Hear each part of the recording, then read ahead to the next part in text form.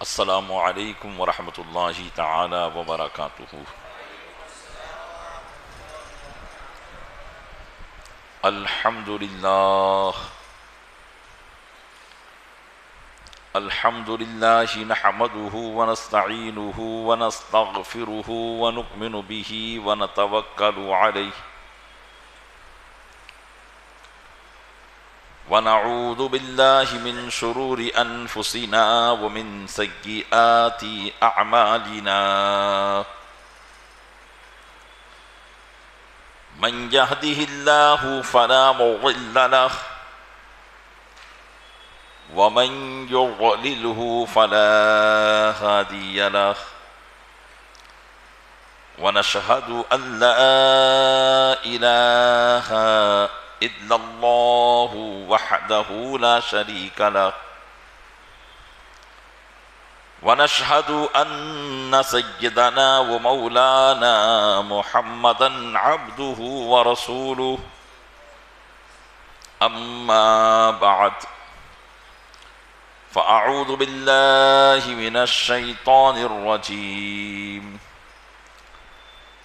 بسم الله الرحمن الرحيم قد جاءكم من الله نور وكتاب مبين آمنت بالله صدق الله مولانا العظيم وبلغنا رسوله النبي الأمين المكين الكريم ونحن على ذلك لمن الشاهدين والشاكرين والمطمئنين والحمد لله رب العالمين۔ آئیے سب سے پہلے ہم اور آپ آقا نامدار مدینے کے تاجدار دونوں عالم کے مالک و مختار نائب پروردگار گلشن ہستی کی اولین فصل بہار کے دربار گوہربار میں درود پاک کا قیمتی ہار پیش کریں۔ اللہم صلی علی سیدنا شفیعنا نبینا و مولانا محمد معدن الجود والکرم وآلہ وبارک وسلم۔ عقیدت و محبت کے ساتھ ایک مرتبہ اور پڑھ دیں۔ اللہم صلی علی سیدنا شفیعنا نبینا و مولانا محمد معدن الجود والکرم وآلہ وبارک وسلم۔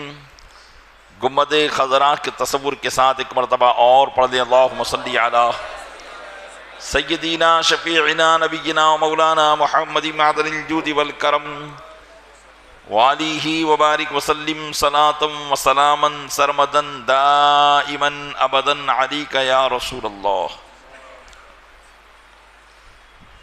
الحمدللہ عز وجل ہم اور آپ اپنے آقا و مولا جناب احمد مجتبیٰ حضرت محمد مصطفیٰ ارواحنا فداہ علیہ التحیۃ والثناء صلی اللہ تعالی علیہ وسلم کی بارگاہ بے کس پناہ میں ان کی جشن ولادت کے موقع پر خراج عقیدت پیش کرنے کے لیے حاضر ہوئے ہیں۔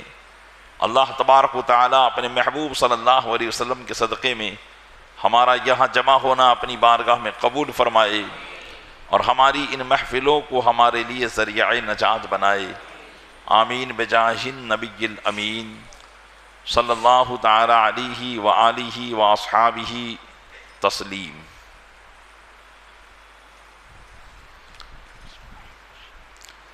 آئی بدعت چھائی ظلمت، رنگ بدلا نور کا۔ آئی بدعت چھائی ظلمت، رنگ بدلا نور کا۔ ماہ سنت مہر طلعت، لے لے بدلا نور کا۔ ماہ سنت مہر طلعت، لے لے بدلا نور کا۔ صبح طیبہ میں ہوئی بٹتا ہے باڑا نور کا۔ صدقہ لینے نور کا آیا ہے تارا نور کا۔ جو گدا دیکھو لیے جاتا ہے توڑا نور کا، جو گدا دیکھو لیے جاتا ہے توڑا نور کا، نور کی سرکار ہے کیا اس نے توڑا نور کا۔ حضرت سیدنا ابراہیم خلیل اللہ علی نبینا وعلیہ الصلوۃ والتسلیم کے فرزند ارجمند حضرت اسماعیل علی نبینا وعلیہ الصلوۃ والتسلیم نے عرب میں اسلام کا نور بکھیرا اور ایک زمانے تک وہاں اللہ کی وحدانیت کا اعلان ہوتا رہا، لیکن کچھ زمانے کے بعد لوگوں کے عقائد میں خرابی شروع ہوئی اور اہل عرب بت پرستی میں مصروف ہو گئے۔ اسی کو اعلیٰ حضرت فرماتے ہیں آئی بدعت، بدعت اسی چیز کو کہتے ہیں جو بدعت اسلام میں ناپسندیدہ ہے، یہ وہ بدعت ہے جو اسلام کے خلاف ہو۔ تو چونکہ بت پرستی اسلام کے خلاف ہے، اس لیے یہ بت پرستی اہل عرب میں آ گئی، تو کہا جا رہا ہے آئی بدعت، اور جب بدعت آتی ہے تو جہان تاریک ہو جاتا ہے، اندھیرا چھا جاتا ہے۔ اسی کو فرمایا چھائی ظلمت، رنگ بدلا نور کا، وہ نور ایمان اور نور اسلام جو اسماعیل علیہ السلام نے پھیلایا تھا اس کا رنگ بدل گیا، حج کے طریقے کو بدل دیا گیا، قربانی کے انداز کو بدل دیا گیا، اللہ کی عبادت کے طور و طریقے کو بدل دیا گیا۔ ایک زمانے تک لوگ اسی پر قائم رہے، لیکن جب نبی کریم صلی اللہ علیہ وسلم کی ولادت باسعادت ہوئی تو اب فرمایا جا رہا ہے ماہ سنت، اے سنت کے چاند، یعنی نبی کریم صلی اللہ علیہ وسلم کی ذات، مہر طلعت، اے روشن آفتاب۔ اب اتنے زمانے تک جو عرب میں دور دورہ کفر کا رہا، اب آپ کے آنے سے واپس یہاں پر اسلام کا دور دورہ ہو جائے گا۔ ماہ سنت مہر طلعت، لے لے بدلا نور کا، ایک زمانے سے نور کو یہاں تاریکی میں بدل دیا گیا تھا، اسلام کو کفر میں بدل دیا گیا تھا، اب کہا جا رہا ہے کہ اب آپ آ گئے اور اب آپ کے آنے سے عرب میں اللہ کی وحدانیت کا نعرہ بلند ہوگا، اسلام کا نعرہ بلند ہوگا، اور قیامت تک اب اہل عرب میں اسلام باقی اور قائم و دائم رہے گا۔ نبی کریم صلی اللہ تعالی علیہ وسلم کی ولادت باسعادت کے خوشنما اور بابرکت واقعات، تو میں ان واقعات کو آخری بیان یعنی ربیع النور شریف کی 12 تاریخ کو میں سناؤں گا، کیونکہ گزشتہ کل تک کی تقریر میں آپ حضرات نے نبی کریم صلی اللہ علیہ وسلم کے نسب نامے کو حضرت عبداللہ رضی اللہ تعالیٰ عنہ تک سماعت فرمایا، اور اب باری ہے اس نور مبین صلی اللہ علیہ وسلم کے طلوع ہونے کی اور اس نجم احمد کے ظاہر ہونے کی جو آسمانوں میں پوشیدہ تھا، اور ربیع النور کی 12 تاریخ کو طلوع ہوا۔ ان کی برکتوں کا کیا ظہور ہوا، اور نبی کریم صلی اللہ علیہ وسلم کے تشریف لانے سے عالم رنگ و بو میں کیا تبدیلی آئی، یہ انشاءاللہ ربیع النور شریف کی 12ویں شب کو انشاءاللہ تبارک و تعالی اس پر بیان کیا جائے گا۔ یہاں سے میں اب نبی کریم صلی اللہ علیہ وسلم کی تاریخ ولادت اور آپ کے اسم مبارک اور آپ کے بچپنے کی کچھ ادائیں آپ کی خدمت میں پیش کرنے کی کوشش کرتا ہوں۔ نبی کریم رؤوف الرحیم علی نبینا وعلیہ الصلوۃ والتسلیم کی تاریخ ولادت میں اختلاف ہے۔ مہینے میں کسی کا اختلاف نہیں، البتہ بعض لوگوں نے رمضان کے مہینے کو اور بعض نے محرم کے مہینے کو آپ کی ولادت کا مہینہ قرار دیا ہے، لیکن محققین علماء کی نظر میں ان روایتوں کی کوئی حیثیت نہیں، کیونکہ روایتوں میں جو پختگی ہونی چاہیے وہ پختگی ان ماہ میں نہیں ہے۔ تو اس بات پر اکثریت کا اتفاق ہے کہ نبی کریم صلی اللہ علیہ وسلم کی ولادت باسعادت ربیع الاول کے مہینے میں ہوئی، اور اس بات پر بھی اتفاق ہے کہ آپ کی ولادت دوشنبہ یعنی پیر یعنی سوموار کے دن ہوئی، اس بات پر بھی اکثر کا اتفاق ہے۔ البتہ تاریخ ولادت میں اختلاف ہے، تو بعض علماء نے یہ کہا کہ آپ کی ولادت 2 تاریخ کو ہوئی ربیع الاول شریف کی،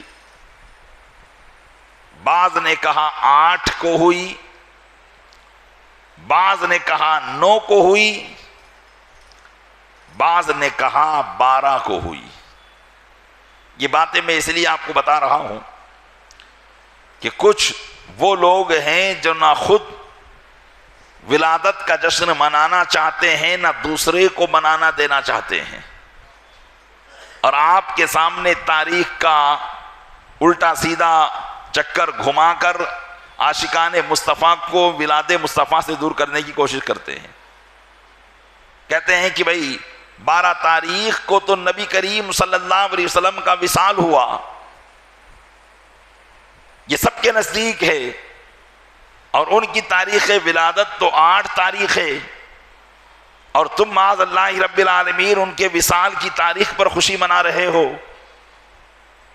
اس طرح کے نظریات لوگوں میں قائم کر کے اہل سنت و جماعت پر اعتراض بھی کیا جاتا ہے، اور نبی کریم صلی اللہ علیہ وسلم کی ولادت کا یہ جشن جو ربیع النور کی 12 تاریخ کو پوری دنیا میں منایا جاتا ہے، اور یہ عالم انسانیت کا سب سے بڑا جشن ہے اور پوری دنیا کا سب سے بڑا جشن ہے۔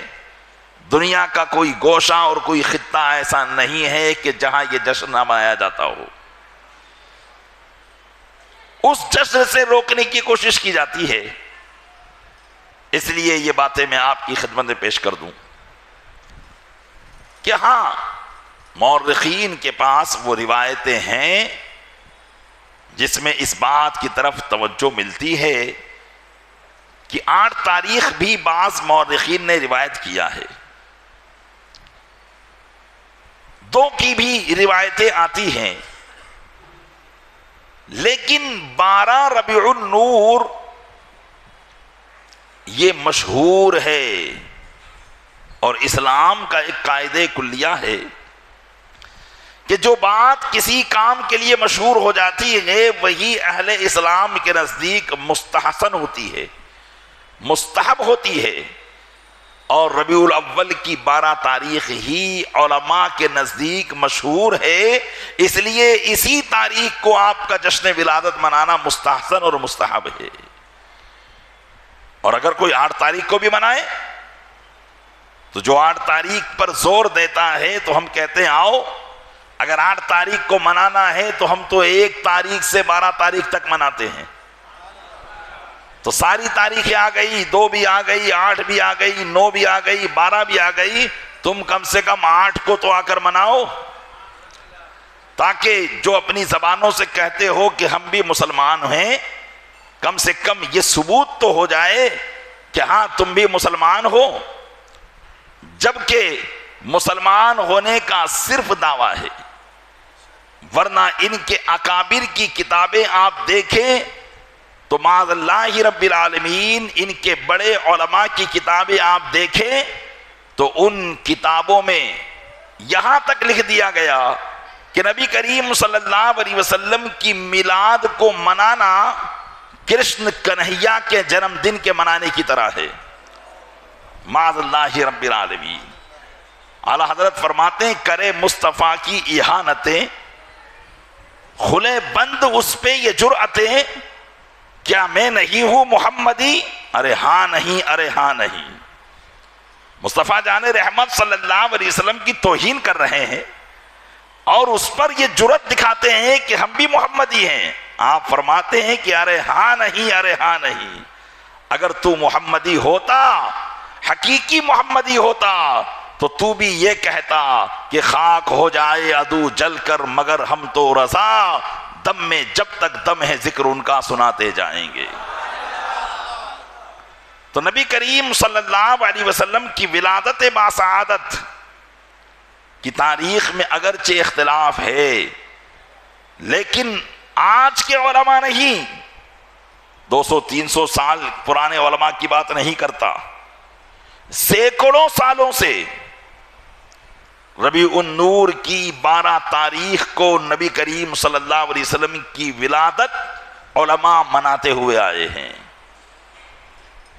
مشہور مورخ علامہ ابن جریر طبری رحمۃ اللہ تعالی علیہ اپنی تاریخ میں اس روایت کو نقل کرتے ہیں، ولد رسول اللہ صلی اللہ علیہ وسلم یوم الاثنین عام الفیل لإثرت عشرۃ لیلہ موت من شہر ربیع الاول۔ حضرت علامہ ابن جریر طبری رحمۃ اللہ تعالی علیہ جو اسلام کے ایک مشہور مقتدر اور متفق علیہ مورخ ہیں، یہ اپنی کتاب میں نقل کرتے ہیں اس روایت کو کہ نبی کریم صلی اللہ علیہ وسلم کی ولادت سوموار کے دن ربیع النور کی 12 تاریخ کو ہوئی، عام الفیل میں، یعنی جس سال ہاتھی والا واقعہ پیش آیا، کیونکہ اس زمانے میں سن ہجری شروع نہیں ہوا تھا، ہجری سن شروع نہیں ہوا تھا، لوگ کسی بڑے واقعے سے اس سال کو یاد رکھا کرتے تھے۔ تو چونکہ جس سال رسول اکرم صلی اللہ علیہ وسلم کی ولادت ہوئی، میں نے بتایا کہ آپ کی ولادت سے 55 دن پہلے ہی اللہ تبارک و تعالیٰ نے ابرہا اور اس کے لشکر پر عذاب بھیجا تھا اور ابابیل پرندوں کے ذریعے ان کو نیست و نابود کر دیا تھا، تو اس لیے اہل عرب اس سال کو کہا کرتے تھے عام الفیل، یعنی ہاتھی والا سال، کیونکہ بڑا حادثہ اس سال میں یہی رونما ہوا تھا، اس لیے لوگ اس نام سے اس سال کو یاد کیا کرتے تھے۔ الغرض ایسی بہت سی روایتیں ہیں جس میں نبی کریم صلی اللہ علیہ وسلم کی ولادت کی تاریخ کو 12 تاریخ ہی شمار کیا گیا ہے، اور اس میں کوئی حرج نہیں ہے کہ 12 تاریخ کو میلاد منایا جائے یا 2 کو منایا جائے یا 8 کو منایا جائے۔ ہم بھی 12 تاریخ کو میلاد منانا فرض و واجب نہیں سمجھتے، بلکہ ہم تو میلاد رسول صلی اللہ علیہ وسلم کو پورے سال مناتے رہتے ہیں۔ ہر دن ہمارے گھر پر محفل میلاد ہے، ہر دن نعت خوانی ہے، ہر دن نعتوں کا چرچا ہے، اور ہر دن رسول اکرم صلی اللہ علیہ وسلم کی آمد کا چرچا ہے۔ تو جب ان کی آمد کا چرچا کیا جائے سمجھو وہی دن ان کی میلاد کا ہے، اور شاید کوئی سنی کا گھر ایسا ہوگا جہاں روزانہ نبی کریم صلی اللہ علیہ وسلم کا کچھ نہ کچھ ذکر وہاں پر نہ ہوتا ہو، اگرچہ خود کرتے ہو، اگرچہ نعتوں کے ذریعے ٹیپ ریکارڈ کے ذریعے نعتیں سنتے ہو، اگرچہ موبائل کے ذریعے آقا علیہ السلام کی صفات اور آپ کے اخلاق و کردار پر بیان سنتے ہو، تو کسی بھی اعتبار سے سنتے ہو یہ آپ کا سمجھیے جشن ولادت منانا ہی ہے۔ اسی طریقے سے میرے آقا صلی اللہ علیہ وسلم کی ولادت باسعادت ربیع النور کی 12 تاریخ کو ہوئی، ایک روایت میں یہ ہے کہ آقا صلی اللہ علیہ وسلم مختون پیدا ہوئے تھے، یعنی ختنہ کیے ہوئے، اور یہی زیادہ صحیح روایت ہے۔ اور بعض روایتوں میں یہ ہے کہ نبی کریم صلی اللہ علیہ وسلم کی ولادت کے 7 دن بعد آپ کے دادا جان حضرت عبد المطلب رضی اللہ تعالیٰ عنہ نے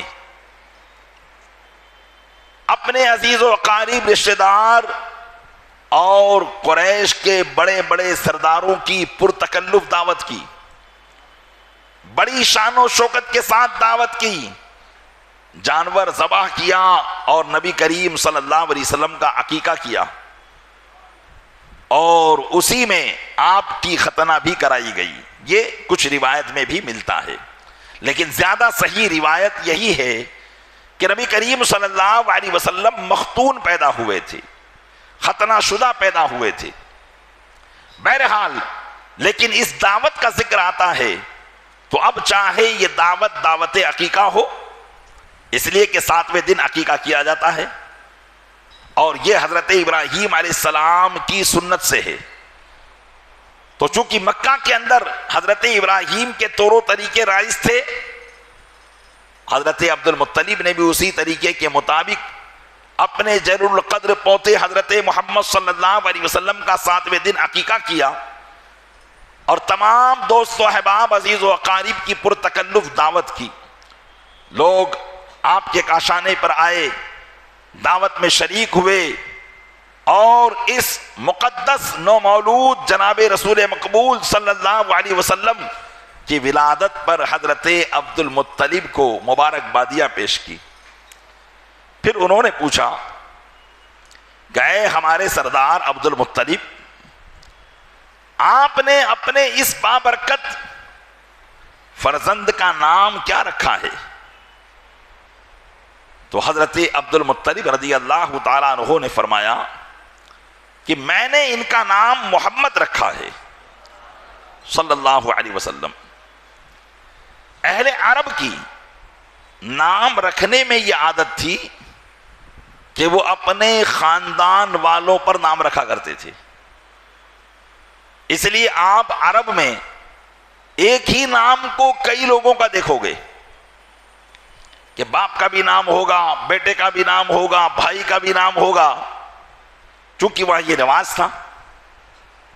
جیسے حضرت امام علی مقام امام حسین رضی اللہ تعالیٰ عنہ کے 3 شہزادے، تینوں کا نام علی، لیکن پہچان کے لیے کہتے تھے علی اکبر، علی اوسط، علی اصغر، یعنی بڑے علی، منجلے علی اور چھوٹے علی۔ تو یہ پہچان کے لیے وہ رکھ لیا کرتے تھے، لیکن نام اپنے باپ داداؤں پر رکھا کرتے تھے۔ تو اس لیے حضرت عبد المطلب کا نام چونکہ شیبہ، ان کے والد گرامی حضرت ہاشم کا نام عمرو، ان کے والد گرامی کا نام عبد مناف، ان کے والد گرامی کا نام قصا بن کلاب، اس طریقے سے آباء و اجداد کے نام تو یہ تھے، اور ان تمام ناموں کو چھوڑ کر حضرت عبد المطلب نے اپنے اس جلیل القدر پوتے کا نام محمد رکھا۔ تو لوگوں نے پوچھا کہ اے ہمارے سردار عبد المطلب، آپ نے اپنے خاندان کے نام والوں پر نام کیوں نہ رکھا؟ تو حضرت عبد المطلب رضی اللہ تعالیٰ عنہ نے جواب دیا کہ میں نے ان کا نام محمد اس لیے رکھا ہے، اردت ان یحمدہ اللہ فی السماء وخلقہ فی الارض، میں نے ان کا نام محمد اس لیے رکھا کہ میں نے چاہا کہ اللہ آسمانوں میں ان کی تعریف کرے اور اللہ کی مخلوق زمین میں ان کی تعریف کرے۔ اس لیے کہ محمد کی وجہ میں آپ کو پہلے بیان میں بیان کر چکا، کیونکہ محمد کا معنی ہوتا ہے الذی یحمد حمدا بعد حمد، یعنی وہ ذات جس کی بار بار تعریف کی جائے، وہ ذات جس کی بار بار تعریف کی جائے، لمحہ لمحہ تعریف کی جائے، اس ذات کو محمد کہا جاتا ہے۔ تو حضرت عبد المطلب نے کہا کہ میں نے ان کا نام محمد اس لیے رکھا کیونکہ میری مراد یہ تھی کہ میں ایسا نام رکھوں کہ جن کی بار بار تعریف کی جائے۔ آسمان میں اللہ تعریف کرے اور زمین میں اس کی مخلوق تعریف کرے. تو یہ نام آپ نے یعنی آپ کے دادا نے اللہ عز و جل کے الہام سے تجویز فرمایا، اس لیے کہ آپ کے دادا تو نبی نہیں ہیں، وہ اللہ کے ولی ہیں، اور اولیاء کرام کو اللہ تبارک و تعالیٰ اپنی باتوں کو ڈائریکٹ ان کے قلب اطہر پر القاء فرماتا ہے، جس کو الہام کہا جاتا ہے، الہام ربانی. تو الہام ربانی کے ذریعے حضرت عبد المطلب نے اپنے پوتے کا نام محمد رکھا، اور آپ کا نام آپ کے آنے سے پہلے آسمانوں میں آپ کا نام احمد تھا. تمام فرشتے آپ کو احمد کے نام سے پکارتے تھے زمین پر تشریف لانے سے پہلے، پیدا ہونے سے پہلے. اسی لیے حضرت عیسیٰ علیہ السلام نے بھی جب خوشخبری دی تو قرآن کریم فرماتا ہے مبشرم برسول یاتی من بعد اسمہ احمد. حضرت عیسیٰ علیہ السلام نے اپنے ماننے والوں کو کہا کہ اے لوگو، میں خوشخبری دے رہا ہوں اس کی جس کا نام احمد ہوگا.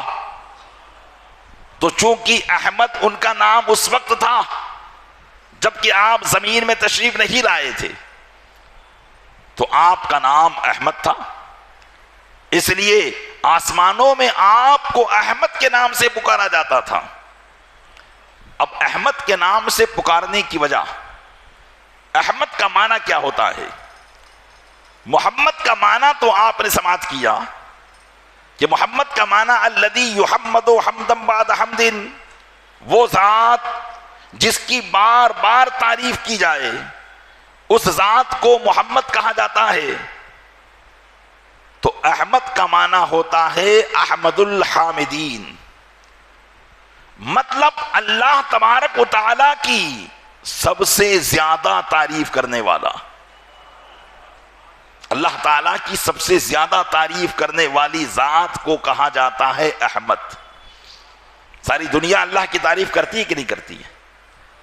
کائنات کا خطہ خطہ اللہ کی تعریف کرتا ہے، اللہ کی حمد کرتا ہے. اللہ کی ہر مخلوق اللہ کی حمد بیان کرتی ہے، اس کی تسبیح بیان کرتی ہے. یہ اور بات ہے کہ ہمارے اندر ان مخلوقات کی تسبیحات کو سننے کی طاقت نہیں ہے. قرآن کریم میں اللہ ارشاد فرماتا ہے وَإِن مِّن شَيْءٍ، روئے زمین پر کوئی ایسی چیز نہیں مگر وہ اللہ کی تسبیح کرتی ہوئے اس کی تعریف کرتی ہے. وَإِن مِّن شَيْءٍ إِلَّا يُسَبِّحُ بِحَمْدِهِ، روئے زمین پر کوئی ایسی چیز نہیں ہے مگر وہ اللہ کی تسبیح بیان کرتی ہے اور اس کی تعریف کرتی ہے. تو اب چاہے وہ یہ ڈیسک لے لیجئے، یہ ڈائری لے لیجئے، یہ موبائل لے لیجئے، زمین کا ذرہ ذرہ اللہ کی تسبیح بھی بیان کرتا ہے اور اس کی حمد بھی بیان کرتا ہے. اگر ان کی آوازوں کو ظاہر کر دیا جائے تو ہمارے لیے جینا مشکل ہو جائے گا، لیکن ہر ایک کا انداز، ہر ایک کا طریقہ الگ الگ ہے.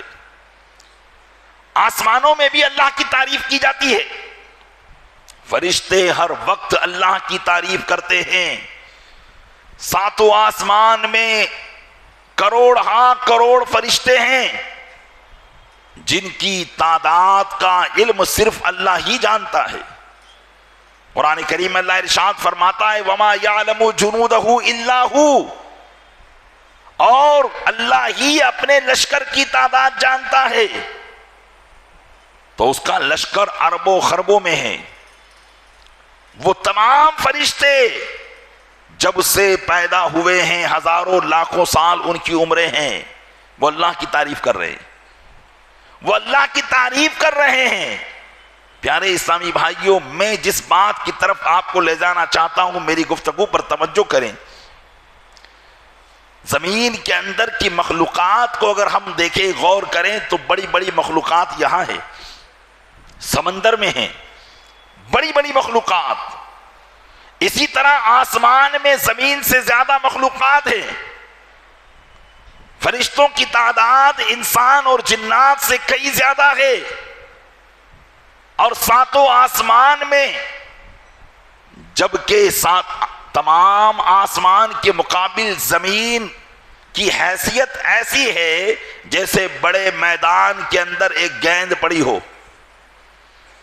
ایسی حیثیت آسمان کے سامنے، وہ بھی صرف ایک آسمان کے سامنے، لیکن آسمان در آسمان، 7 آسمان اللہ نے بنائے، پھر عرش و کرسی، اور ہر آسمان کے درمیان اتنا فاصلہ جتنا زمین سے پہلے آسمان کے درمیان ہے، اور ان مقامات پر کوئی ایسی جگہ نہیں ہے جہاں پر فرشتہ اللہ کی بارگاہ میں قیام، رکوع اور سجود نہ کر رہا ہو۔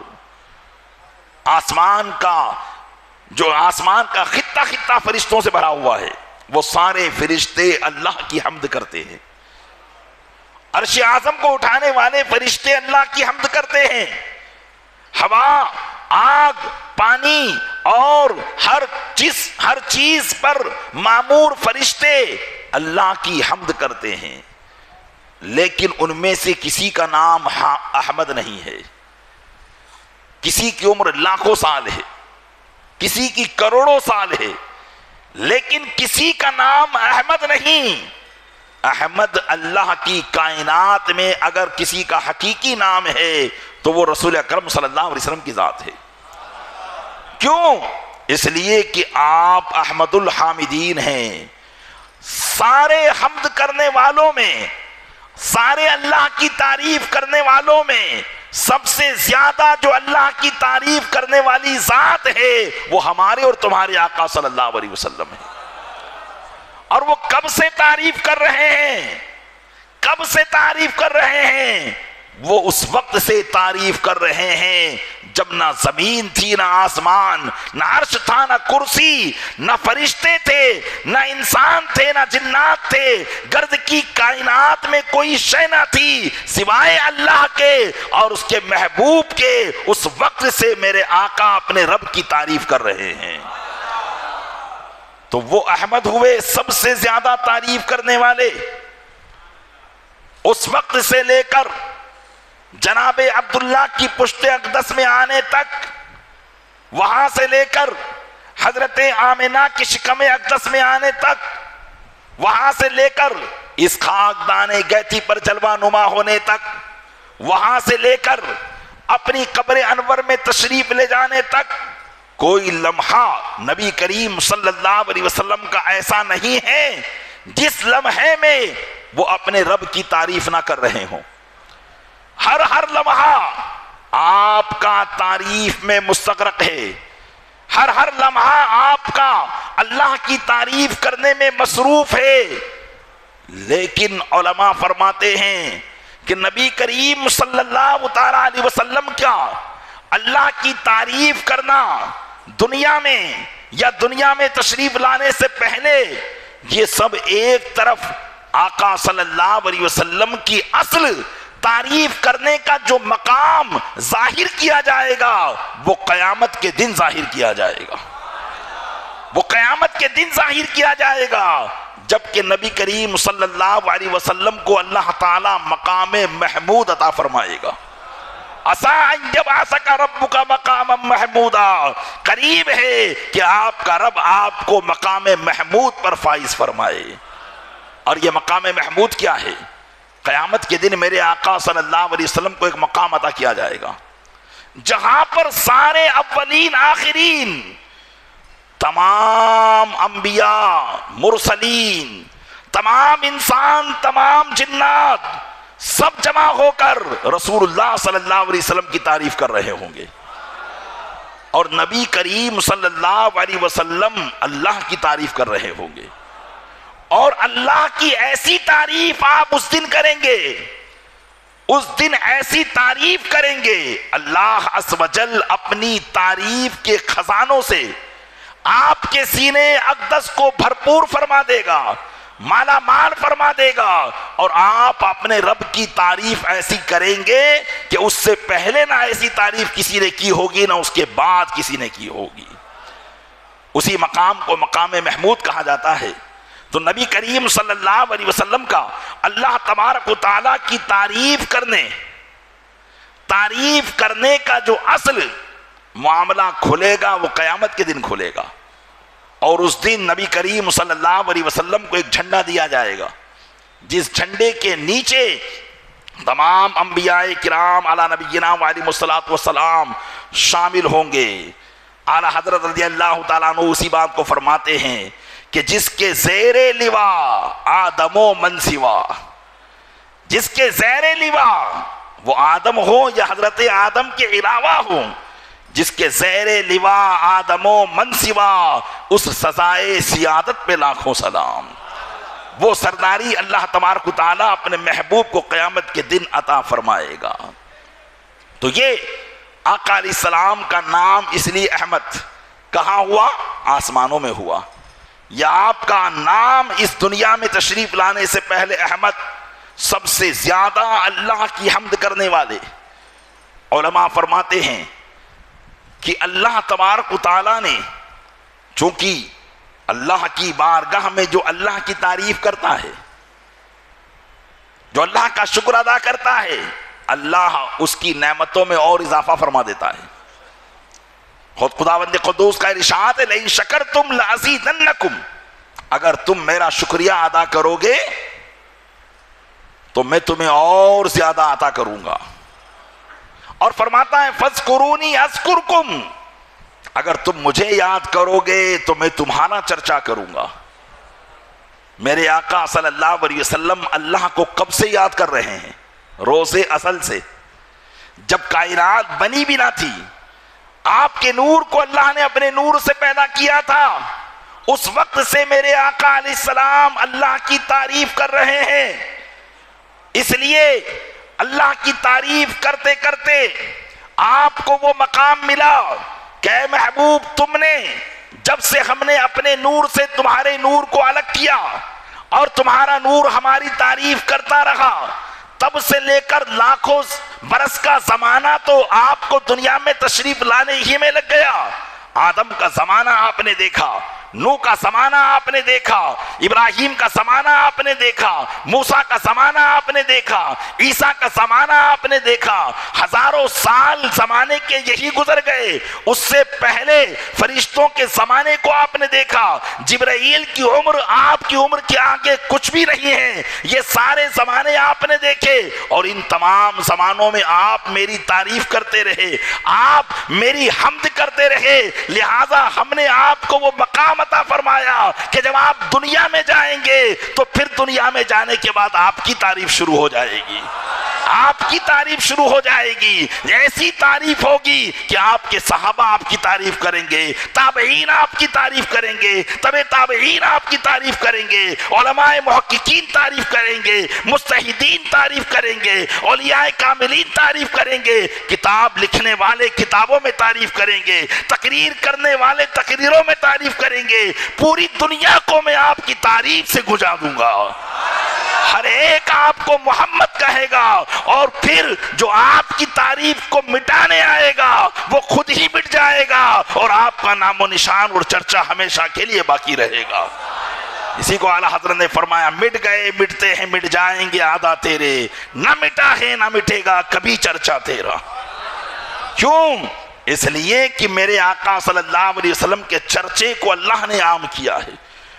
ان کا نام احمد تھا، دنیا میں آنے کے بعد محمد ہوا۔ محبوب تم احمد تھے، تم نے ہماری تعریف کی، ہم نے تم کو محمد بنا دیا ہے، اب تمہاری تعریف کی جائے گی، اور ایسی تعریف کی جائے گی کہ ہر ہر لمحے میں تمہاری تعریف کی جائے گی۔ اب غور کر لے، دنیا کا کوئی ملک، دنیا کا کوئی شہر ایسا نہ ہوگا جہاں روز میرے آقا پر مصطفیٰ جان رحمت پہ لاکھوں سلام نہ پڑھا جاتا ہو، یا نبی سلام علیہ کا نہ پڑھا جاتا ہو، ان کی تعریف نہ کی جاتی ہو، ان کی نعت نہ پڑھی جاتی ہو۔ کائنات کے خطے خطے میں آج ان کی تعریف کی جا رہی ہے۔ تو یہ میرے آقا صلی اللہ علیہ وسلم کا نام احمد اور نام محمد کی وجہ، اور نام محمد بھی اللہ تبارک و تعالیٰ کی بارگاہ ہی سے متعین کیا ہوا ہے۔ اس لیے جناب عبد المطلب رضی اللہ تعالیٰ عنہ نے آپ کا نام اپنے خاندان کے نام پر نہ رکھا، بلکہ اللہ عز و جل کی طرف سے الہام پر آپ کا نام محمد رکھا۔ درود پاک پڑھے اللہم صلی علی سیدنا شفیعنا نبینا مولانا محمد مادر الجود والکرم وآلہ وبارک وسلم۔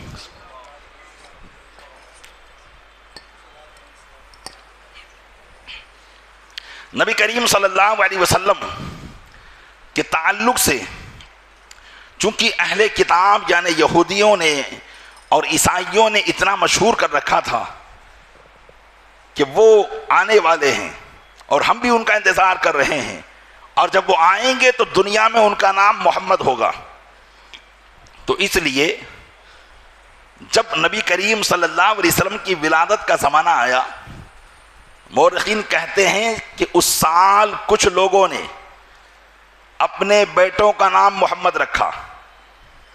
کیوں رکھا؟ کہ کہیں یہی وہ اللہ کا آخری نبی ہو جائے جس کے بارے میں اہل کتاب ہمیں خبر دیتے ہیں۔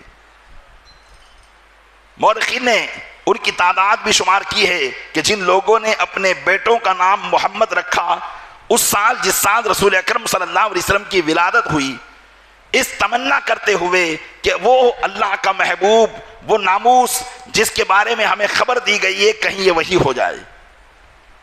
تو بعض علماء نے کہا کہ ان کی تعداد 3 ہے، کہ 3 بچوں کا نام محمد رکھا گیا، اور بعض نے کہا کہ ان کی تعداد 6 ہے، جن کے نام بھی مورخین نے شمار کرائے۔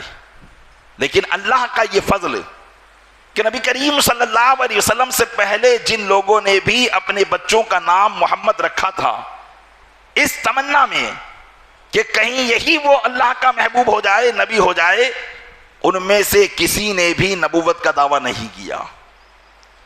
یہ بھی اللہ کا خاص فضل تھا، اس لیے کہ ان کا نام بھی محمد تھا۔ اگر ان میں سے کوئی ایک نبوت کا دعویٰ کرتا تو لوگ شک میں پڑ جاتے کہ ہم نبی کس کو مانیں، محمد یہ بھی ہیں، محمد وہ بھی ہیں۔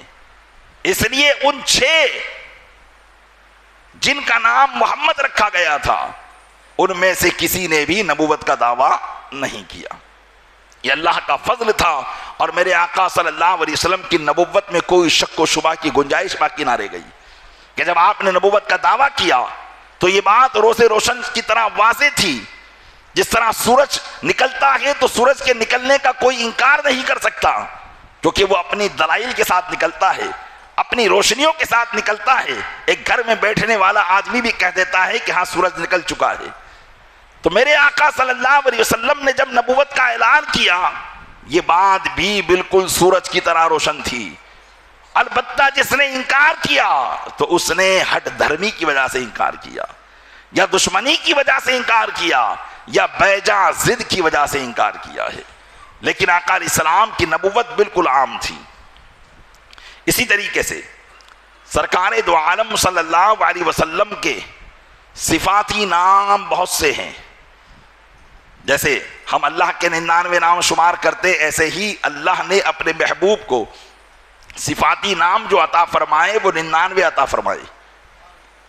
ان میں سے 4 نام خود نبی کریم صلی اللہ علیہ وسلم ارشاد فرماتے ہیں، حدیث پاک میں قال رسول اللہ صلی اللہ علیہ وسلم ان لی اسماء، فرمایا کہ میرے متعدد نام ہیں، چند نام ہیں میرے، انا محمد و انا احمد، میں محمد بھی ہوں اور میں احمد بھی ہوں، وانا الماحی الذی یمحو اللہ بی الکفر، اور میرا نام ماہی بھی ہے۔ ماہی کا مطلب ہوتا ہے مٹا دینے والا، ماہی کا مطلب ہوتا ہے مٹا دینے والا۔ تو آقا علیہ السلام فرماتے ہیں کہ میں وہ ماہی ہوں کہ میرے ذریعے اللہ کفر کو مٹا دے گا۔ اور یقیناً اسلام اس وقت تک باقی رہے گا جب تک کہ دنیا کے گھر گھر میں اسلام داخل نہ ہو جائے، اس سے پہلے قیامت نہیں آ سکتی ہے۔ حضرت عیسیٰ علیہ نبینا علیہ الصلوۃ والتسلیم کے نزول کے بعد حضرت امام مہدی کی حکومت اور بادشاہت پوری دنیا میں ہوگی، اور پوری دنیا کا مذہب صرف ایک مذہب ہوگا، اور وہ مذہب اسلام ہوگا۔ تو نبی کریم صلی اللہ علیہ وسلم کے ذریعے ایک دن یہ کفر مٹ کے رہے گا۔ عرب میں تو مٹ چکا، کیونکہ آقا علیہ السلام نے فرمایا تھا، ایک مرتبہ نبی کریم صلی اللہ علیہ وسلم جنگ سے آئے، آپ کے بال مبارک پر گرد و غبار بوسہ دے رہی تھی۔ حضرت خاتون جنت فاطمہ الزہرا رضی اللہ تعالی عنہا اپنے بابا جان کے بالوں سے گرد و غبار کو صاف کرتی، پسینے مبارک کو پوچھتی اور آنسو بہاتی. دیکھ کر ظاہر سی بات ہے تکالیف اور سارے معاملات، جنگ کوئی آرام کی چیز تھی. تو اس بات کو سوچ کر آپ رو رہی تھی. تو نبی کریم صلی اللہ علیہ وسلم نے ارشاد فرمایا کہ بیٹی فاطمہ رو مت، ایک دن ایسا آئے گا کہ تیرے بابا کا لایا ہوا دین عرب کے گھر گھر میں داخل ہو جائے گا. نبی کریم صلی اللہ علیہ وسلم کے زمانے میں اکثر عرب مسلمان ہو چکے تھے، اور صدیق اکبر اور فاروق اعظم کے زمانے میں تو پورا عرب مسلمان ہو چکا تھا. اور پھر قیامت آنے سے پہلے پہلے پوری دنیا میں اسلام پھیل کے رہے گا. تو میرے آقا علیہ السلام نے فرمایا ان الماحی الذی یمحو اللہ بی الکفر، میرا نام ماہی ہے کہ میرے ذریعے اللہ کفر کو مٹا دے گا. اور چوتھا نام آپ نے ارشاد فرمایا وَأَنَا الْحَاشِرُ الَّذِي يُحْشَرُ النَّاسُ عَلَىٰ قَدَمِي، اور میرا نام حاشر ہے. حاشر، میرا نام حاشر ہے. حاشر مانے اٹھانے والا. آپ فرماتے ہیں کہ قیامت کے دن تمام لوگوں کو میرے قدموں پر اٹھایا جائے گا. اور فرمایا وَأَنَا الْعَاقِبُ الَّذِي لَيْسَ بَعْدِي نَبِيٌّ، اور میرا نام عاقب بھی ہے. عاقب مانے آخر والا. فرمایا میرا نام عاقب ہے کہ میرے بعد کوئی نبی نہیں ہے. نبی کریم صلی اللہ علیہ وسلم تمام نبیوں میں سب سے آخر اور خاتم ہیں، تمام نبیوں کا اختتام کرنے والے. اب نبوت نہیں آ سکتی، نبی کوئی نہیں آ سکتا. ہاں حضرت عیسیٰ علیہ السلام بھی جو تشریف لائیں گے تو وہ نبی کریم صلی اللہ علیہ وسلم کی شریعت پر عمل کریں گے، اپنی شریعت پر وہ عمل نہیں کریں گے. تو اس معنی کر کے میرے آقا علیہ السلام سب سے آخری نبی ہیں. تو بہرحال یہ نبی کریم صلی اللہ علیہ وسلم کے اسماء گرامی جن کو احادیث مبارکہ میں بیان کیا گیا، اور اس کے علاوہ آپ کے اور بھی نام ہیں جن کو 99 کی تعداد میں علماء پکارتے ہیں، اور وہ سب آپ کے صفاتی نام ہیں کہ نام کے ذریعے آدمی کا کام ظاہر ہوتا ہے. اور جتنے نام ہیں اللہ تبارک و تعالیٰ نے میرے آقا صلی اللہ علیہ وسلم کو اتنے ہی معاملات پر مالک و مختار بنایا ہے. رسول اکرم نور مجسم صلی اللہ علیہ وسلم کی پیدائش ہوئی، اور آپ نے سب سے پہلے اپنی والدہ محترمہ حضرت آمنہ رضی اللہ تعالی عنہا کا دودھ نوش جاں فرمایا. اور اپنی والدہ کے علاوہ بہت سی خواتین کا آپ نے دودھ نوش فرمایا ہے، جن میں بعض نام میں آپ کی خدمت پیش کرتا ہوں. ایک حضرت ثویبہ رضی اللہ تعالی عنہا جو آپ کے چچا ابو لہب کی کنیز تھی، لونڈی تھی. ابو لہب یہ نبی کریم صلی اللہ علیہ وسلم کے اعلان نبوت کے بعد آقا علیہ السلام کا سخت دشمن ہو چکا تھا، جس کے مذمت میں اللہ نے سورہ تبت یدا کو نازل فرمایا. اس کی برائی کے اندر سورہ تبت یدا نازل کی گئی، ابو لہب کی برائی اور اس کی بیوی کی برائی میں. تو یہ ابو لہب جو نبی کریم صلی اللہ علیہ وسلم کا سگا چچا تھا لیکن اسلام نہ لایا، اس کی کنیز حضرت ثویبہ نے بھی نبی کریم صلی اللہ علیہ وسلم کو دودھ پلایا ہے. اور حضرت ثویبہ رضی اللہ تعالی عنہا جب نبی کریم صلی اللہ علیہ وسلم کی ولادت ہوئی تو دوڑ کر اپنے آقا ابو لہب کے پاس گئی، چونکہ ابو لہب اس کا مالک تھا، اور اس کا کہا کہ مبارک ہو تمہاری بیوہ بھابی آمنہ کے گھر پر لڑکا پیدا ہوا ہے. اور لڑکے کے پیدا ہونے سے خوشی تو ہوتی ہے، اور اہل عرب تو اس وقت بہت خوش ہوتے تھے کیونکہ لڑکیوں کو زندہ دفن کر دیا کرتے تھے. تو کہا کہ تمہارے بھائی کے گھر، مرحوم بھائی کے گھر پر جو ہے لڑکا پیدا ہوا ہے. تو ابو لہب نے ثویبہ کو اپنے بھتیجے کی خوشی میں اشارہ کر کے یوں کہا جہاں آج سے تو آزاد، جہاں آج سے تو آزاد.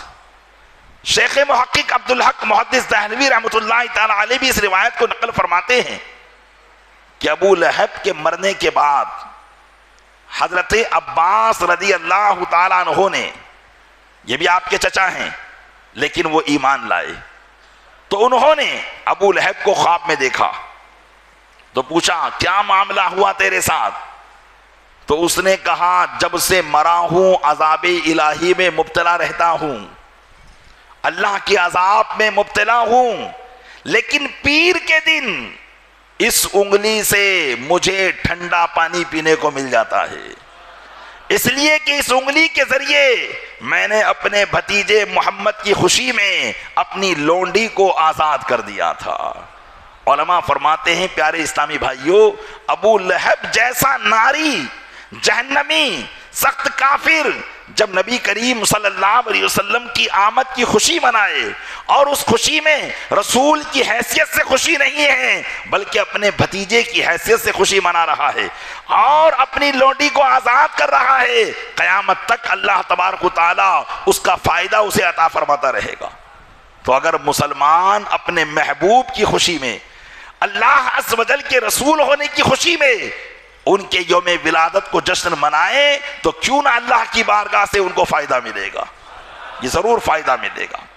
تو حضرت سویبہ نے بھی آپ کو دودھ پلایا، اور حضرت خولہ بنت منذر یہ بھی ایک خاتون ہیں، اور حضرت ام ایمن رضی اللہ تعالی عنہ، اور حضرت حلیمہ سعدیہ، اور یہ تو بڑی مشہور دائی نبی کریم صلی اللہ علیہ وسلم کی ہے۔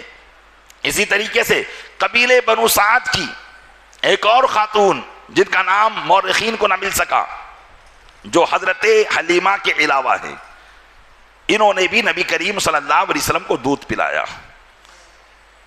اہل مکہ بالخصوص اور بالعموم اہل عرب اس زمانے میں جب بچہ پیدا ہوتا تو عموماً ان کی پرورش کے لیے وہ دیہات بھیج دیا کرتے تھے، اور دیہات کی عورتیں بھی خوشی خوشی آتی اور ان مالداروں کے بچوں کو لے کر چلی جایا کرتی تھی، اور تاکہ دودھ کی مدت میں، جس کو مدت رضاعت کہا جاتا ہے، اس مدت میں وہ ان کی اچھی پرورش کرے، اور پرورش کرنے کے بعد جب 2 سال مکمل ہو جائے تو پھر وہ ان کے باپ سے، ماں سے، ان کے رشتہ داروں سے عظیم عظیم تحفے تحائف وصول کرے۔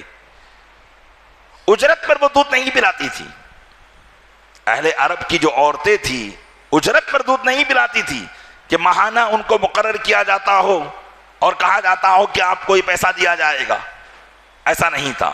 جیسا کہ اہل عرب کہتے ہیں کہ الحرۃ لا تأکل من ثدیھا، کہ آزاد عورت اپنی چھاتی کے دودھ سے کھاتی نہیں ہے، مطلب اپنے چھاتی کے دودھ کو بیچ کر وہ اپنے کھانے پینے کا انتظام نہیں کرتی، بلکہ وہ لے جایا کرتی تھی اور بغیر اجرت کے ان کو پالا کرتی تھی، دودھ پلایا کرتی تھی، اور جب دودھ کی مدت پوری ہو جاتی اور لے کر آتی تو اس بچے کے رشتہ دار، اس کے ماں باپ اسے بہت زیادہ تحفے تحائف دیا کرتے تھے۔ اسی لالچ میں بس وہ بچوں کو دودھ پلایا کرتی تھی، اور یہ عام ماحول تھا۔ اس کی وجہ مورخین نے بیان کی ہے، حالانکہ ہمارے ہندوستان میں اس کا اپوزٹ ہے، اس کا مخالف ہے، کہ عموماً مائیں ہی بچوں کو دودھ پلاتی ہے اور مائیں دوسروں کو دودھ نہیں پلانے دیتی، لیکن ماحول کے اعتبار سے کچھ نہ کچھ ریتی رواج میں فرق پڑ جاتا ہے۔ تو وہاں کا جو ماحول تھا وہ یہی تھا کہ بچوں کو دودھ پلانے کے لیے گاؤں دیہاتوں میں بھیج دیا جاتا تھا، نو مولود بچوں کو شہر میں نہیں رکھا جاتا تھا۔ اس کی ایک وجہ یہ بیان کرتے ہیں تاکہ ان کی بیویاں ان کی خدمت کے لیے فراغت پا سکے، کہ بچوں کی خدمت میں اگر وہ لگی رہیں گی تو پھر شوہر کی خدمت کیسے ہو سکے گی، اس لیے وہ بچوں کو باہر دودھ پلانے بھیج دیا کرتے تھے۔ اور دوسری وجہ یہ تھی تاکہ بچہ صحرائی ماحول میں نشو نما پائے، جب وہ یہاں سے چلا جائے تو صحرائی ماحول، چونکہ گاؤں کا ماحول، آب و ہوا بغیر آلودگی کے آب و ہوا ہوتی ہے جہاں کسی قسم کا پردوشن نہیں ہوتا، ہریالی ہر طرف ہوتی ہے، جس کی آب و ہوا بہترین ہوتی ہے، جو بچوں کی نشو نما یعنی ان کی زندگی کی جو ترقی ہوتی ہے، جسمانی اعتبار سے جو صحت ہوتی ہے، وہ گاؤں اور دیہات کی آب و ہوا ان کے لیے بہت بہتر ہوتی ہے۔ اس لیے وہ اپنے بچوں کو گاؤں دیہات میں بھیج دیا کرتے تھے۔ اور تیسری بات یہ ہے تاکہ صحرائی پاک و صاف ماحول انہیں ملے، اور چوتھی بات یہ ہے تاکہ گاؤں کے اندر وہ ان کی ماؤں کی آرام دائک گودوں سے اٹھا کر انہیں گاؤں دیہاتوں میں بھیج دیتے، تاکہ گاؤں دیہاتوں میں چلے پتھروں کی رگڑ اور ادھر ادھر کچے مکانوں کی رگڑ جب ان کے بدن کو پہنچے تو بچہ نرم و نازک نہ رہے بلکہ طاقت اور توانا ہو جائے۔ یہ بچوں کی پرورش کا ایک اچھا انداز ہوا کرتا تھا۔ جیسے آج ہمارے بچے ہوتے بہت نرم و نازک ہوتے، جھولے سے نکلنے ہی نہیں دیتے اس کو، ذرا سا ادھر ادھر ہوا کہ کلیجہ ہل جاتا ہے۔ تو اس کی وجہ یہی ہوتی ہے کہ پھر وہ بڑا بھی ہوتا ہے تو ڈرپوک ہی رہتا ہے، جبکہ اسلام نے بھی اس کی جو ہے فائدے بیان کیے ہیں کہ بچوں کی پرورش کس طریقے سے کی جائے۔ بچے کے پیدا ہونے سے لے کر ان کے 7 سال 8 سال تک، جب تک بچہ اپنے سارے معاملات خود سے نہ کرنے لگ جائے، اس وقت تک ماں باپ اس کا کس کس لحاظ سے لحاظ رکھیں، یہ تمام باتیں اسلام نے بیان کی ہے۔ لیکن آج ان چیزوں کی طرف توجہ ہی نہیں ہے، اس لیے بچہ بھی کسی قسم کا اپنے اندر کوئی ارادہ نہیں رکھتا۔ وہ جب آنکھیں کھولتا ہے اور بڑا ہوتا ہے، 5 سال 6 سال 7 سال کا ہوتا ہے، تو اپنی زندگی کا مقصد سمجھتا ہے کہ میری زندگی کا مقصد یہ ہے کہ جہاں شہر میں میدان ہو وہاں جاؤں، میچ کھیلوں، لوگوں کی نیند اور لوگوں کو پریشان کرتا پھروں۔ وہ اپنے مقصد یہی سمجھتا ہے، اور ماں باپ بھی اس کو یہی ذہن دیتے ہیں کہ کھیلے گا نہیں تو کیا کرے گا۔ اس کی زندگی کے ترقی کے مقاصد جو بچپن سے اس کے ذہن و دماغ میں ڈالنا چاہیے، وہ وقت ماں باپ کھیل کود میں اس کا گزروا دیتے ہیں۔ کھیل کود سے منع نہیں کیا جا رہا ہے، کھیل کود ایسا ہو جو بچوں کی ذہنی تربیت کا سبب ہو، جیسے عموماً اسکولوں میں کھلایا جاتا ہے، جو بچوں کی ذہنی تربیت کا سبب ہوتا ہے کہ ان سے کبھی کشتی لڑائی جاتی ہے، کبھی ان کو دوڑایا جاتا ہے، کبھی ان سے حساب کتاب کرایا جاتا ہے، کبھی کئی طریقے کے کھیل ہوتے ہیں جس کی بنیاد پر ان کی ذہنی جو ہے ترقی ہوتی ہے۔ لیکن اگر بچے کو شور شرابہ کرنے کے لیے کہہ دیا جائے، بچوں کو بالکل آزاد چھوڑ دیا جائے کہ جاؤ کھیلو کودو، تو وہ کیا کریں گے؟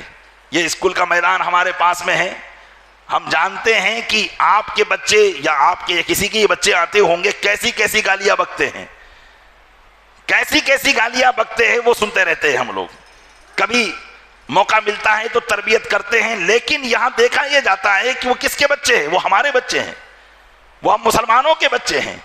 جب یہی بچے بڑے ہوتے ہیں تو پھر وہی بچے اپنے ماں باپ کو بھی گالیاں بکتے ہیں، کیونکہ ان کی ذہنی تربیت ہی ایسی کی گئی ہے کہ جو تمہیں تکلیف پہنچائے اسے گالی بکو، جو تمہیں تمہارا حق مارے اس کو گالی بکو، جو تمہیں میچ کھیلنا نہ دے اس کو گالی بکو، جو تمہیں سمجھانے کے لیے آئے اسے پتھر مارو، جو تمہیں جو ہے جس کو تکلیف ہو رہی ہے اور وہ بھگائے تو اس کو چڑا چڑا کر بھاگو۔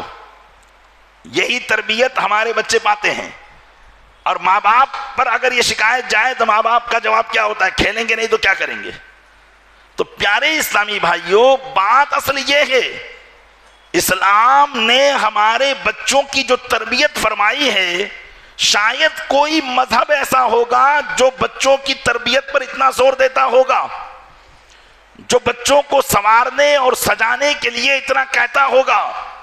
تبھی تو وہ بچے جب بڑے ہوتے تھے تو ابھی جوانی میں قدم رکھتے تھے اور ملک کے ملک آزاد کروا لیا کرتے تھے۔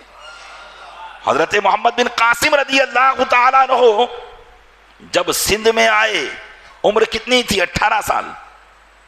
18 سال کی عمر میں آپ نے نیرون، حیدرآباد جو قریبی ملک کا شہر ہے، اس کا پرانا نام نیرون تھا، اس سندھ کی راجدھانی نیرون کو آپ نے 18 سال کی عمر میں سپہ سالار بن کر فتح کیا تھا۔ تو یہ کیا تھا؟ یہ بچپن کی تربیتیں تھیں۔ آج ہمارا 18 سال، بلکہ آج تو 20 25 30 سال، 2 بچے 3 بچوں کے باپ ہو جاتے ہیں۔ اتوار کا دن آیا، صبح فجر کی نماز پڑھی نہ پڑھی، بیٹ لے کر میدانوں میں نکل جاتے ہیں۔ آج بچوں کو کھیل کود میں لگانے کے لیے ان کی جو عمریں دنیا کی ترقی یا اپنی ترقی یا اپنے اسلام کی ترقی میں جو ان کو اپنی عمر کھپانا ہے، اس عمر کو وہ صرف کھیل اور کود میں برباد کر رہے ہیں۔ یہ پیارے اسلامی بھائیوں یقیناً ایک سوچی سمجھی سازش ہے، مسلمان کو صرف لہو لعب میں مبتلا کرنے کی، مسلمان کو اپنے رب سے دور کرنے کی، مسلمان کو اپنے رب عز و جل کے احکامات سے دور کرنے کی، انجوائے کے نام پر، لطف اندوزی کے نام پر، مذاق مسخری کے نام پر، آپ کی طاقت اور قوت بڑھانے کے نام پر آج ہماری نوجوان نسلوں کو برباد کیا جا رہا ہے۔ آپ کو اس کا خمیازہ ابھی تو بھگت ہی رہے ہیں، اگر حالات یہی رہے تو نہ جانے کیسے کیسے خمیازہ ہمیں بھگتنے پڑیں گے۔ اللہ خیر فرمائے ہماری قوم پر اور رحم فرمائے کہ اگر اب بھی ہم نے اپنی عقل کو سنبھال لیا اور اپنے بچوں کی تربیت اس طریقے سے کی جس طریقے سے ہمیں ہمارا اسلام کہتا ہے، تو آج بھی ہمارے بچوں کا مستقبل روشن ہو سکتا ہے، ہمارا مستقبل روشن ہو سکتا ہے۔ ورنہ یہ بچے صرف اپنا مقصد یہی سمجھیں گے کہ دنیا میں آئے ہیں 4 دن کے لیے خوشی منا لو، پھر ہمیشہ قبر میں جا کر لیٹنا ہے، جبکہ ایک مسلمان کا مقصد یہ نہیں ہے۔ ایک مسلمان کا مقصد، مسلمان پیدا ہوتا ہے تو اپنے دین کی خدمت کے لیے پیدا ہوتا ہے، اس کا مقصد اولی یہی ہے۔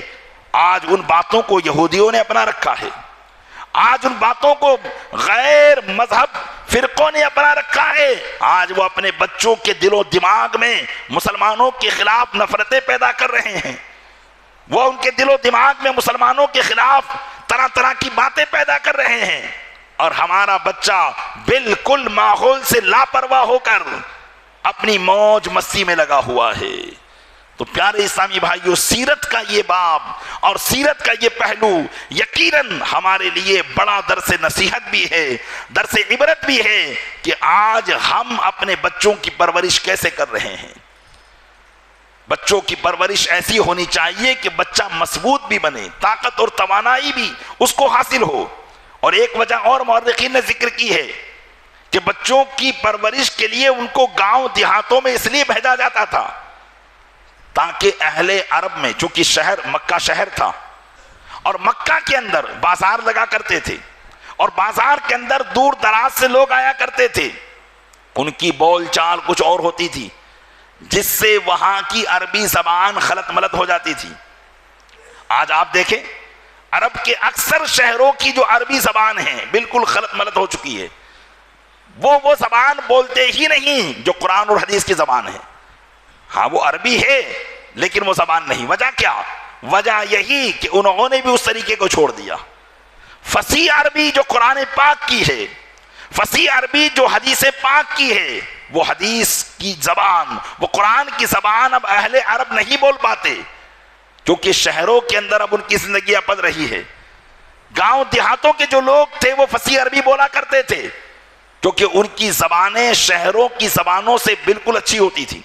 جیسے آج میں آپ کو ایک مثال دوں کہ جو گجراتی شہر میں بولی جاتی ہے اس سے بہترین گجراتی گاؤں دیہات میں بولی جاتی ہے کہ نہیں جاتی ہے؟ وجہ کیا ہے؟ کیونکہ گاؤں کے اندر سارے گجراتی ہے اور شہر میں گجراتی بھی ہے، یو پی والا بھی آیا، بہار والا بھی آیا، ایم پی والا بھی آیا، سب کی زبان خلط ملط ہو کر 4 زبان والی زبان بن گئی۔ تو کئی الفاظ اس میں شامل ہو گئے، اس کو آپ خالص گجراتی زبان نہیں کہہ سکتے ہو، جبکہ اہل عرب اپنی زبان کا اہتمام کرتے تھے، اپنی زبان کی حفاظت کرتے تھے، اور زبان کی حفاظت کرنا یہ بھی قوم و ملت کی ترقی کا ایک راز ہے۔ اس بات کو ہم سمجھ ہی نہیں رہے۔ زبان کی حفاظت کرنا، لینگویج کی حفاظت کرنا۔ آپ دیکھیں چائنا نے اپنی زبان کی حفاظت کی، اپنی لینگویج کی حفاظت کی۔ آپ دیکھیں اس کا کوئی بھی پروڈکٹ آتا ہے اس پر چائنیز بھاشا میں لکھا ہوتا ہے کہ نہیں لکھا ہوتا ہے؟ وہ اپنے لوگوں کو چائنیز بھاشا بھی سکھاتا ہے، انگلش بھی سکھاتا ہے، لیکن اپنی زبان کو مرنے نہیں دیتا ہے۔ یہی وجہ تھی کہ اہل عرب بھی اپنی زبان کی حفاظت کرتے تھے، کیونکہ ان کی زبان ہی ان کے لیے پوری دنیا میں ترقی کا راز تھا۔ وہ اپنی زبان کے ذریعے ترقی حاصل کرتے تھے، کسی اور زبان کے ذریعے ترقی حاصل نہیں کرتے تھے۔ وہ انگلش یا اس طرح کی زبان کے ذریعے ترقی حاصل نہیں کرتے تھے۔ آج ہمارا بچہ ہے، انگلش میڈیم پڑھ کر ہندی گنتی ہی اس کو نہیں آتی ہے، انگلش میڈیم پڑھ کر ہندی لکھنا اس کو نہیں آتا، انگلش میڈیم پڑھ کر ہندی بولنا اس کو نہیں آتا ہے۔ اردو تو جانے دیجئے، جو کہ ہماری مذہبی زبان ہے ہندوستان کے اندر، اس کو جانے دیجئے، لیکن کم سے کم ہندوستانی ہونے کے اعتبار سے اسے ہندی زبان پر جو قابو اور جو دسترس ہونی چاہیے، جو صلاحیت ہونی چاہیے، وہ ہمارے بچوں کے اندر ختم ہو گئی ہے۔ تو پیارے اسلامی بھائیوں، کوئی بھی قوم ترقی کرتی ہے اپنی زبان کے ذریعے، اور اپنی زبان کی حفاظت کرنا یہ ہر قوم کا فریضہ ہوتا ہے۔ اہل عرب اپنی زبان کی حفاظت کرنے کے لیے اپنے بچوں کو شہروں میں نہیں رکھتے تھے، گاؤں دیہاتوں میں بھیج دیا کرتے تھے تاکہ ان کی زبان بہترین زبان ہو۔ میرے آقا صلی اللہ علیہ وسلم سے حضرت صدیق اکبر رضی اللہ تعالیٰ عنہ نے پوچھا، یا رسول اللہ، آپ کی عربی زبان بڑی بہترین زبان ہے، زبانوں میں بھی تو اچھائی اور برائی ہوتی ہے کہ نہیں؟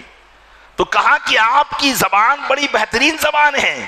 تو میرے آقا علیہ السلام نے فرمایا، کیوں نہ ہو، اس لیے کہ میں قبیلے قریش سے ہوں اور میری پرورش قبیلے بنو سعد میں ہوئی ہے، کیونکہ قبیلے بنو سعد جو تھا اس کی زبان بڑی معروف و مشہور تھی اور بڑی فصیح و بلیغ تھی۔ تو آقا علیہ السلام نے جو دودھ پیا تھا وہ قبیلے بنو سعد کا پیا تھا، اس لیے قدرتی طور پر میرے آقا علیہ السلام کو ساری اچھائیاں ملی تھی، لیکن اس کا ظاہری سبب یہ تھا جو آپ کا اعلیٰ خاندان تھا، اور جس خاندان میں آپ نے دودھ پیا تھا وہ بھی اعلیٰ خاندان تھا۔ تو یہ آپ پیارے اسلامی بھائیوں غور کریں اور اپنے اندر ان باتوں کو ڈھالنے کی کوشش کریں کہ اپنے بچوں کی تربیت ہمیں کیسی کرنا ہے۔ آج تو گاؤں دیہات کا ماحول ہم سے زیادہ خراب ہو چکا ہے، اس موبائل نے جو ہے گاؤں دیہات کا ماحول جو ہے شہروں سے زیادہ خراب کر چکا ہے۔ اگر آپ سوچیں کہ ہم شہر چھوڑ کر گاؤں دیہات میں چلے جائیں تو ہو سکتا ہے کہ شہر سے زیادہ تباہی بربادی وہاں ہو جائے، کیونکہ شہر میں انسان کو کچھ نہ کچھ کام ہوتا ہے، اور گاؤں میں جا کر نیورا ہو جائے گا تو موبائل ہی چلائے گا، اس کے علاوہ کچھ نہیں چلانے والا ہے۔ تو اس لیے گاؤں دیہات ہو یا شہر ہو، ہر جگہ کا ماحول آج ایک جیسا ہی ہے، اس لیے آپ اپنے گھر کے ماحول کو اسلامی ماحول بنانے کی کوشش کیجئے۔ سیرت نبوی صلی اللہ علیہ وسلم کا بار بار مطالعہ کیجئے، بزرگان دین کی عادت و اطوار کا مطالعہ کیجئے، اور غور کیجئے کہ ہماری ترقی کس میں ہے، ہمیں اچھائی کی طرف کون سا مذہب بلا رہا ہے، کون سی تعلیم ہمیں اچھا بنا دے گی اور اللہ عز و جل کی بارگاہ میں محبوب بنا دے گی، جس کی وجہ سے ہماری دنیا بھی بہتر ہوگی، آخرت بھی بہتر ہوگی، وہ طریقہ اختیار کیجئے۔ تو انشاءاللہ تبارک و تعالی سیرت نبوی کا یہ درس دینا ہمارے لیے کامیابی کا ذریعہ بنے گا، اور دنیا اور آخرت دونوں آباد ہوگی۔ اللہ تعالیٰ اپنے محبوب صلی اللہ علیہ وسلم کے صدقے میں ان تمام باتوں پر ہمیں عمل کرنے کی توفیق عطا فرمائے۔